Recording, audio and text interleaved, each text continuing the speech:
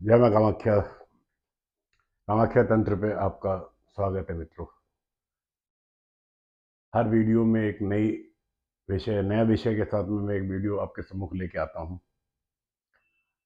जो नए दर्शक हैं, आप सभी से आग्रह करूंगा कि अगर आपने चैनल सब्सक्राइब नहीं किया है तो आप इस चैनल को सब्सक्राइब कर लें, ताकि हमारी संस्था की तरफ से जो भी नई वीडियो नए विषयों पे शोध करके बनाई जाती है वह आप तक पहुंच सके। मित्रों, आज इस सृष्टि में, इस संसार में, प्राणी जगत पे जो हम 5 तत्वों से बने हुए हैं, उनमें से एक तत्व जल तत्व पे आज चर्चा करने जा रहे हैं। जीवन के निर्माण के लिए जो 5 तत्वों की आवश्यकताएं होती हैं, उसमें एक महत्वपूर्ण तत्व जल तत्व है। जल तत्व वस्तुओं में सबसे ज्यादा मूल्यवान और चमत्कारी भी है। जल से केवल व्यक्ति का जीवन ही नहीं चलता, बल्कि उनकी भावनाएं और उनकी क्षमताओं में विकास होता है। जीवन के निर्माण के लिए 5 तत्वों की जो आवश्यकता है, उसमें जो जल तत्व है सबसे ज्यादा, सबसे महत्वपूर्ण और प्रभावशाली तत्व है। मूल्यवान भी है, चमत्कारी भी है। जल से जीवन चलता है, सृष्टि चलती। मित्रों, जल का जो क्षमता है, उसकी आध्यात्मिकताएं भी उस पर निर्धारित होती है। आइए उसी पर थोड़ी सी चर्चा कर लें।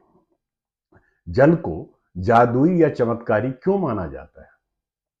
जल सकारात्मक और नकारात्मक दोनों ही ऊर्जाओं को सोख लेती है। कहने का अभिप्राय यह है कि जल तत्व नेगेटिव और पॉजिटिव जो भी एनर्जी है, उसको अपने अंदर सोख लेने की क्षमता रखती है। यही वजह है कि जल को मंत्र से अभिमंत्रित करने की क्रिया में प्रयोग में लाया जाता है। आपने देखा होगा किसी भी धार्मिक अनुष्ठान में जल को अभिमंत्रित कर कर कलश में रखना या प्रसाद में वितरण करना। जल तत्व शरीर का जो जल है, वो आपको शक्तिशाली और दिव्य बना सकता है और बनाता है। ये उसकी क्षमता है। जल के प्रयोग से वास्तविक और काल्पनिक दोनों ही समस्याओं को हम दूर कर सकते हैं। जल का प्रयोग आपकी वास्तविक और काल्पनिक समस्याएं जो हैं, उनको दूर करने में इसका प्रयोग किया जाता है। जल में जो जीवन में जल का सही और संतुलित प्रयोग आपको स्वस्थ और विष मुक्त भी रखता है। जल का सही प्रयोग जीवन में आपको संतुलित करने से आप स्वस्थ और विष मुक्त रहते हैं। यह भावनाओं को बहने से नियंत्रण भी करता है और आपको आध्यात्मिक बनाता है। जल के प्रयोग के नियम और सावधानियां क्या है मित्रों? जल का अधिक से अधिक प्रयोग करने से आप स्वस्थ रह सकते हैं। दिन में ज्यादा से ज्यादा जल और रात को कम से कम जल पिए। खड़े होकर और एक बार में ढेर सारा जल ना पिए। सामान्य तापमान का ही जल औषधि और जीवन की भांति कार्य करता है। जल की रक्षा और संरक्षण करने से चंद्रमा और मन दोनों ही मजबूत होते हैं। अगर जल की बर्बादी की जाए या उसका दुरुपयोग किया जाए तो आर्थिक और मानसिक दोनों ही तरह की क्षतियां होती हैं। जिन लोगों के घरों में जल की बर्बादी होती है, जल बहता रहता है या टपकता रहता है, वहां मानसिक समस्याएं और आर्थिक समस्याएं खूब आती हैं। अब जल का जो ज्योतिष में किस ग्रह के साथ संबंध है, तो मित्रों, जल का मुख्य रूप से चंद्रमा और शुक्र से संबंध है। ज्योतिष में जल का संबंध शुक्र और चंद्रमा से बनता है। कुछ मात्रा में इसका संबंध मंगल से भी है। जल का सही प्रयोग करने से चंद्रमा और शुक्र को मजबूत किया जा सकता है दोस्तों। अगर जल का सही प्रयोग न किया जाए तो चंद्रमा और शुक्र दोनों ही खराब हो सकते हैं।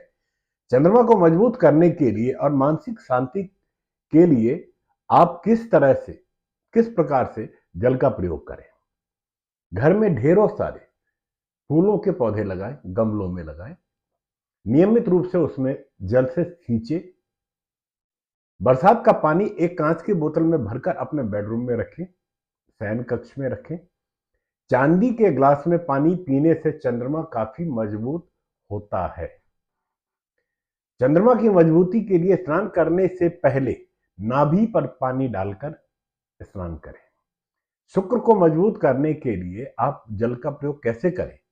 जहां तक हो सके दोनों बेला मतलब सुबह और शाम आप स्नान करें। नियमित रूप से सुगंधित जल से स्नान करें। कांच के गिलास में आप जल पीवें। शुक्र खराब हो तो पानी के बर्तन कभी भी किसी को उपहार में ना दें। अगर आपकी जन्म कुंडली में शुक्र अच्छा नहीं है तो पानी के बर्तन कभी भी किसी को गिफ्ट में ना दें। ज्योतिष शास्त्र के अनुसार सभी 12 राशियों को तत्वों के आधार पर 4 भागों में बांटा गया है। ये 4 तत्व अग्नि, पृथ्वी, वायु और जल है। जो राशि जिस तत्व में आता है उसका स्वभाव उस तत्व के गुण धर्म के अनुसार हो जाता है। कर्क, वृश्चिक और मीन राशि का तत्व जल है। जल तत्व में ग्रहण करने की क्षमता अधिक होती है, इसलिए जल तत्व प्रधान राशियों में आत्मविश्लेषण, खोज और ग्रहण करने का विशेष गुण होता है। इन 3 राशियों में जल के स्वभाव भी है। साथ ही इन राशियों का चंद्रमा के साथ में गहरा संबंध भी होता है। जल तत्व से संबंध रखने के कारण इन राशियों में ज्ञान, उदारता और कल्पना शक्ति की अधिकता भी देखी गई है। ऐसा माना जाता है कि ये राशियां जिस कार्य में भी जुड़ जाए उसमें सफलता की प्रबल संभावनाएं बन जाती हैं या संभावनाएं होती हैं। मित्रों, जल पे आज जो मैंने चर्चा की है आपके सम्मुख, इस वीडियो को अगर आपको पसंद आए तो जरूर कमेंट्स करके कमेंट्स बॉक्स में कमेंट कीजिए और लाइक और शेयर कीजिए। और अभी तक अगर आपने चैनल सब्सक्राइब नहीं किया है तो वीडियो समाप्त हो रहा है, चैनल सब्सक्राइब करें। और हाँ, एक्वेरियम घर के सदस्यों पर सारी विपत्तियों को टालता है। आपके घर में रखा हुआ एक फिश एक्वेरियम जरूर रखें। चंद्रमा भी मजबूत होगा, राहु के दोष भी कटेंगे। जी हाँ, अगला वीडियो आपके सम्मुख राहु के विषय में ही लेके आता हूं। तब तक के लिए आज्ञा दें। जय मां कामाख्या। कामाख्या तंत्रा पे नए वीडियो के साथ में आपके सम्मुख पुनः उपस्थित होता हूं। जय मां।